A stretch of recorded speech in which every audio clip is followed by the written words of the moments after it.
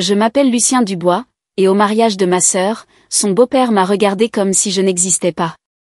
Il est passé devant moi sans un signe de tête, sans un regard, juste cet air de mépris tranquille que les hommes comme lui ont passé une vie à perfectionner. Je me tenais là, en costume ajusté, un verre à la main, sachant quelque chose qu'il ignorait. Voyez-vous, Roland Leroy, l'homme si fier de son nom de famille qu'il le signerait probablement à l'encre d'or, avait passé les 6 derniers mois à tenter de racheter une entreprise technologique. Il ne savait pas que je l'avais cofondée, une entreprise dont dépendait la sienne, une entreprise que j'avais bâtie à partir de rien tout en élevant ma sœur des cendres de notre ancienne vie. Mais Roland ne voyait que ce qu'il voulait voir, un inconnu sans nom ni titre. Il ne voyait que la surface. C'est ce que font les hommes comme lui.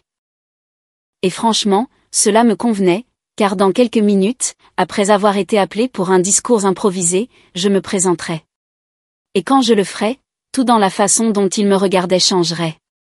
Sa posture, son expression, sa prise sur le verre de vin. Certaines personnes n'aiment pas les surprises, Roland. Il est devenu pâle et j'ai juste souri.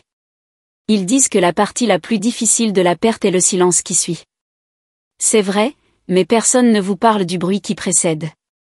Le téléphone qui sonne à une heure où il ne devrait jamais sonner. Le grésillement dans vos oreilles quand quelqu'un prononce les mots que vous aviez juré de ne jamais entendre.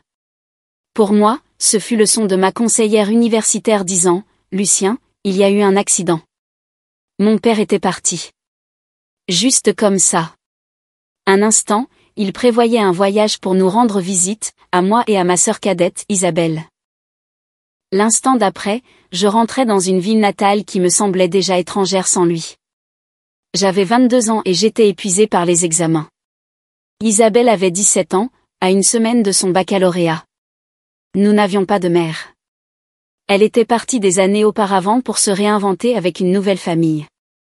Donc, il n'y avait que nous, 2 orphelins, une voiture et un avenir qui venait de s'effondrer du jour au lendemain. Les funérailles furent un flou. Ce qui a suivi fut une clarté brutale, des dettes, tellement de dettes. Mon père était indépendant, et en cours de route, les choses ont dû dégénérer. Prêts, retard de paiement, privilèges commerciaux. Il devait essayer de nous en protéger, nous protégeant jusqu'à la toute fin. Mais une fois l'avis de décès publié, les créanciers sont venus frapper fort. Ils ont tout pris, la maison, la voiture, son atelier.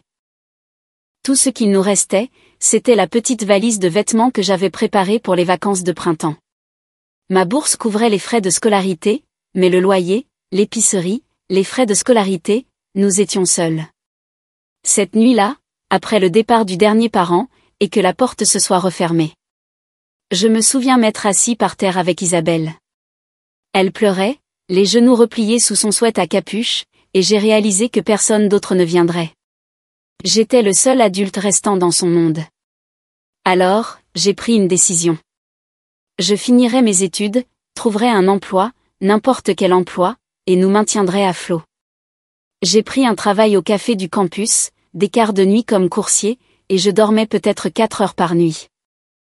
Il y avait des jours où j'allais en cours en transpirant encore d'avoir transporté des cartons sur 4 étages, mais chaque euro que je gagnais était réparti sur 2 bouches, 2 vies. J'ai perdu ma petite amie en cours de route. Elle était gentille, mais elle avait besoin de plus que des excuses par messagerie vocale et des soirées oubliées. Je l'ai laissée partir, non pas parce que je ne m'en souciais pas, mais parce que je n'avais plus assez de moi-même à donner. Les gens parlent de se forger un caractère comme si c'était un processus raffiné. Le mien a été forgé à coups de frais de découvert et de tickets de bus. Il a été construit quand j'ai regardé ma petite sœur et que j'ai su qu'elle méritait toujours un avenir, même si je devais brûler le mien pour éclairer le chemin. Après l'obtention de mon diplôme, je n'ai pas célébré. Il n'y a pas eu de lancer de toc, pas de photo de fête, juste un soupir silencieux et une offre d'emploi dans une entreprise de taille moyenne pour des opérations de back-end. Ce n'était pas glamour, mais cela payait et c'était suffisant. Nous avons déménagé dans un modeste appartement d'une chambre. Isabelle a pris la chambre, j'ai pris le canapé. Elle a commencé le collège communautaire pendant que je jonglais avec des feuilles de calcul et des appels clients. Chaque soir, je nous préparais le dîner, même si le dîner n'était que du riz et des œufs. Et le week-end, je rattrapais le sommeil et les carcassés. Mais même dans cette routine, je gardais un œil sur l'avenir. Je me suis inscrit à des cours en ligne, des systèmes d'automatisation marketing, des plateformes de logiciels en tant que service, tout ce qui pouvait affûter mes compétences. Je ne savais pas quelle opportunité se présenterait, mais je me suis juré d'être prêt quand ce serait le cas. Elle est arrivée un jeudi soir pluvieux. J'ai reçu un message de Félix Moreau, un ancien camarade de classe qui se souvenait de mon sens des affaires. Lui et un autre ami construisaient un outil technologique pour automatiser les systèmes de back-end. Il avait besoin de quelqu'un qui pouvait gérer les opérations et démarcher les premiers clients. J'étais hésitant. Cela semblait instable, mais cela semblait aussi vivant. Et je ne m'étais pas senti vivant depuis des années. Alors, j'ai dit oui. Ma vie s'est divisée en deux. De 8h à 17h, je portais un pantalon et répondais à des cadres intermédiaires, de 19h à 2h du matin, je vivais dans des bases de code, des organigrammes et des présentations avec Félix. Nous construisions depuis des cafés et des espaces serveurs empruntés. Certaines nuits, je m'évanouissais avec mon ordinateur portable toujours allumé sur ma poitrine. L'argent était serré. Des disputes éclataient. L'un de nos cofondateurs est parti après une période de vache maigre de 6 mois. Félix et moi sommes restés à peine. Puis est venue la percée. Un client d'entreprise a testé notre outil et a réduit son temps de traitement de 40%. Ils en ont parlé à 3 autres. Soudain, nous avions des démos réservées, des boîtes de réception inondées et des boucles de rétroaction que nous avions à peine le temps de traiter. Une critique sur un blog technologique majeur nous a apporté notre première véritable vague d'intérêt entrant. Mais même alors, je n'ai pas quitté mon emploi de jour. J'avais appris trop tôt à quel point la stabilité pouvait être fragile. J'économisais chaque sou. Je traitais les tickets de service client, la facturation et les bugs système entre les pauses déjeuner et les fins de soirée. Félix est devenu le visage public. Il travaillait, souriait aux caméras, donnait des conférences TEDx. J'étais l'homme derrière le rideau. Et j'aimais ça comme ça, car tandis que d'autres couraient après les titres et la notoriété sur LinkedIn, je courais après autre chose. La tranquillité d'esprit. Une vie où Isabelle n'avait pas à compter chaque euro à l'épicerie. Une vie où son avenir n'était pas défini par ce que nous avions perdu. Elle est entrée à l'université d'État au mérite. J'ai payé toutes les factures à temps. Nous avions des économies de secours, une assurance maladie, des appareils qui fonctionnaient. Cela ressemblait à du luxe. Personne ne voyait tout ce que cela prenait et je n'avais pas besoin qu'ils le voient. Mais ce silence, le choix de rester invisible, signifiait que des gens comme Roland Leroy pouvaient me rencontrer et supposer que j'étais insignifiant. Et cela me convenait, car je préférerais être sous-estimé que mal jugé. Je préférerais être invisible que faussement loué. Mais la vie a une façon de boucler la boucle, surtout quand votre sœur décide de se marier. C'était un mardi soir qu'Isabelle a appelé.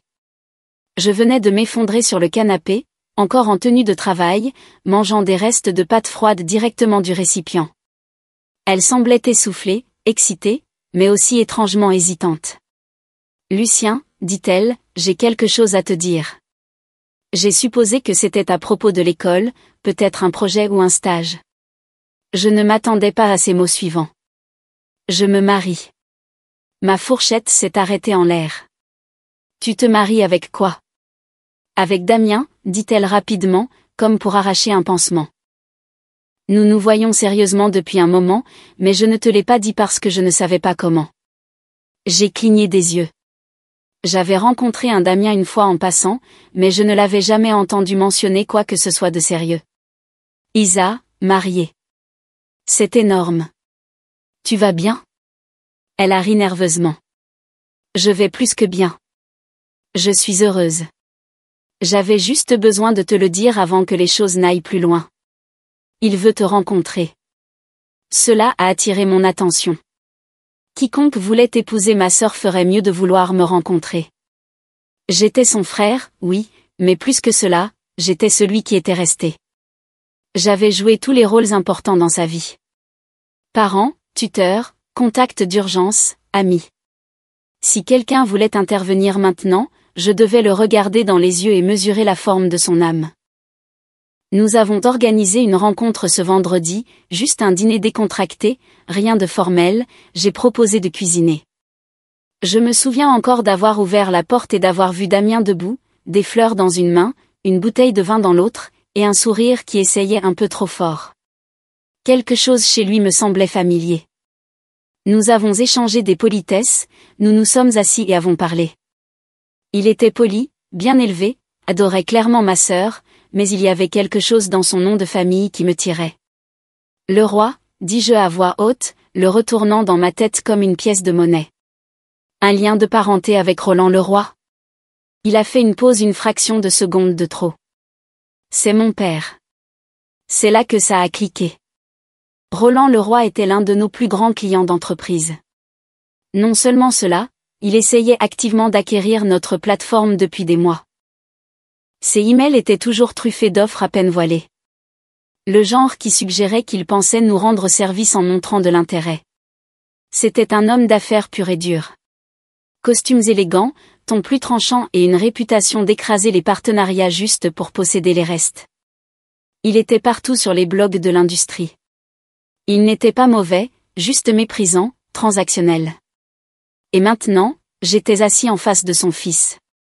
J'ai gardé mon visage neutre, mon ton égal. Je n'ai pas mentionné l'entreprise, n'ai pas du tout parlé d'affaires. Il s'agissait d'Isabelle. Si Damien était décent, je trouverais un moyen de faire la paix avec le reste. Plus tard cette nuit-là, Isabelle m'a pris à part dans la cuisine. Tu es resté silencieux un moment.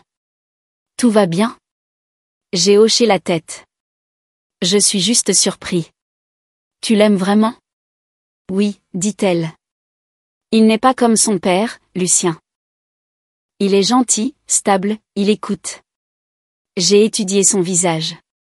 Elle ne suppliait pas. Elle rayonnait, et elle ne rayonnait jamais facilement. D'accord, dis-je enfin.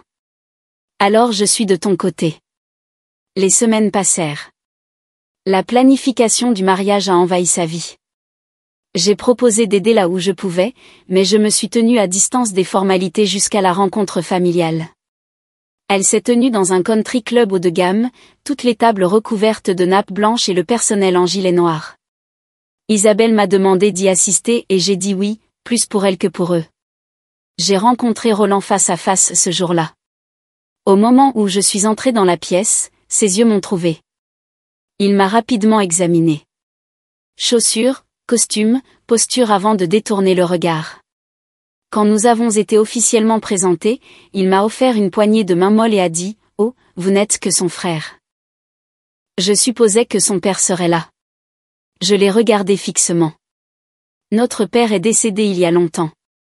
Il a fait un bref signe de tête en signe de reconnaissance avant de passer à autre chose. Puis est venue la question inévitable. Qu'est-ce que vous faites encore? C'était ça. Cet instinct d'investisseur flairant l'ascendance. Je travaille en entreprise, dis-je, vrai en un sens. Il ne cachait pas son désintérêt. N'a même pas essayé, et c'était bien. Je n'étais pas venu pour l'impressionner. Mais une partie de moi, une petite partie habituellement enfouie, a chuchoté, tu le regretteras. J'ai raconté la rencontre à Félix plus tard cette nuit-là.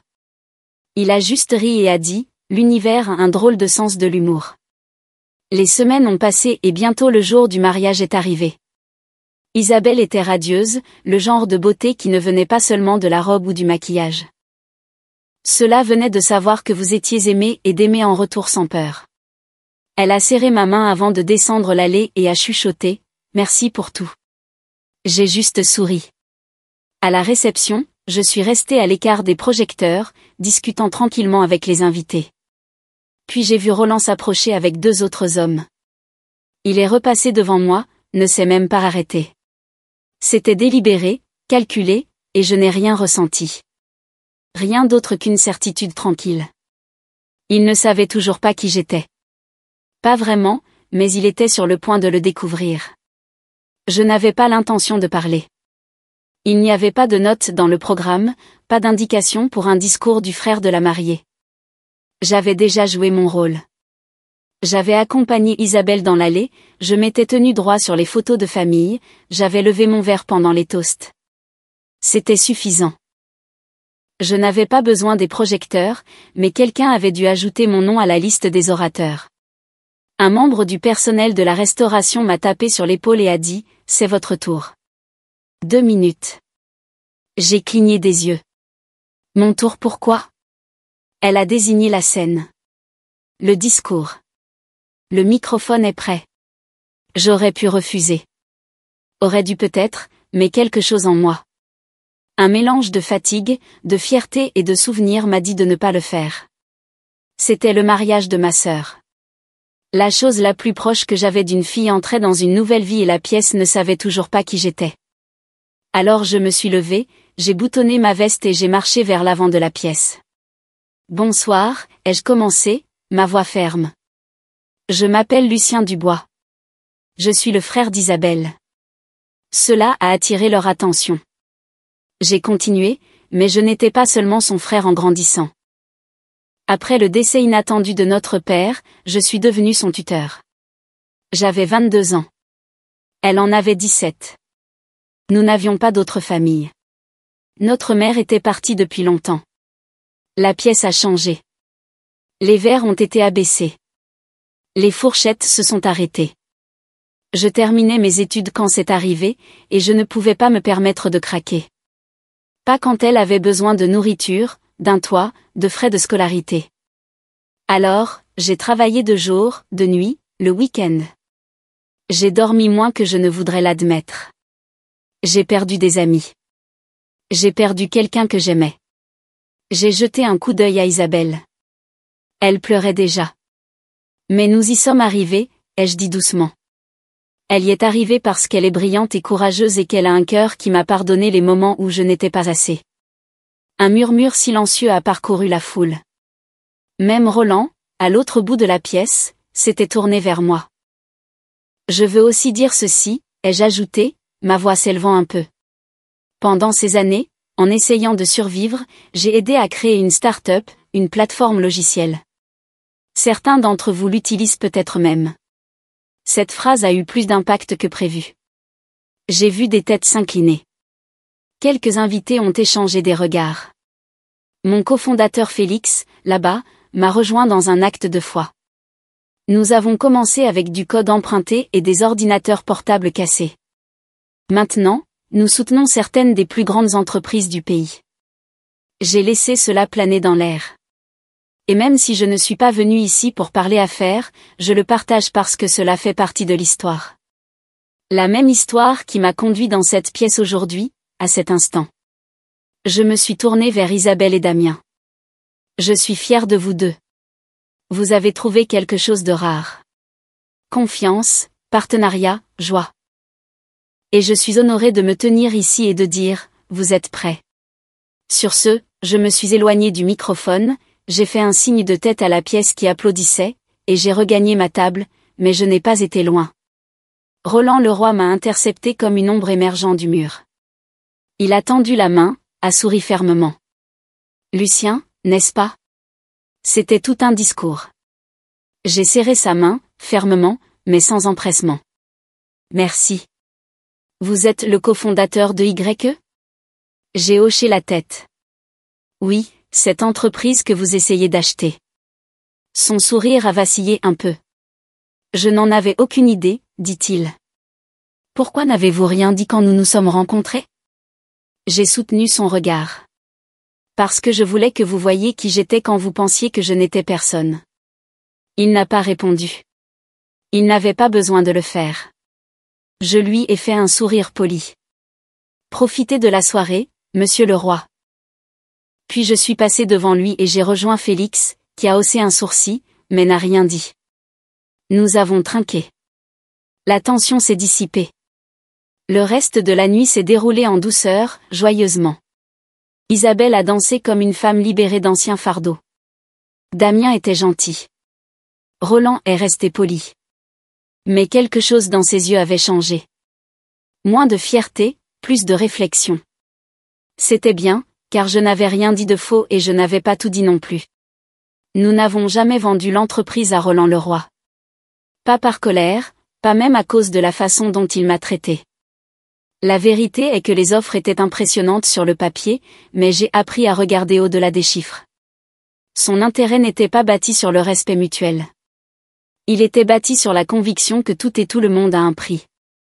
Et je ne fais pas affaire avec des hommes qui ne découvrent votre valeur qu'après avoir lu votre CV. Alors Félix et moi sommes restés indépendants. Nous avons grandi avec soin. Nous n'avions pas besoin d'un rachat. Nous avions besoin d'espace pour grandir à nos conditions. Étrangement, les industries Leroy utilisent toujours notre plateforme. Ses employés envoient des demandes d'aide via le même portail que tout le monde. Nous répondons rapidement, gentiment, toujours poliment, jamais personnellement, uniquement pour les affaires. Damien n'en a jamais parlé. Il respecte les limites, plus important encore, il respecte Isabelle. Au fil du temps, nous avons bâti quelque chose de proche de la confiance. Je ne lui reproche pas son nom de famille. Il n'est pas son père. Il ne l'a jamais été. Isabelle va bien. Elle a la paix dans sa vie maintenant. Une vraie paix. Elle enseigne, jardine, aide les gens le week-end. Et elle sourit d'une manière qu'elle n'avait pas quand nous étions plus jeunes, quand tout semblait pouvoir s'effondrer à tout moment. Ce sourire est ce pourquoi je me suis battue.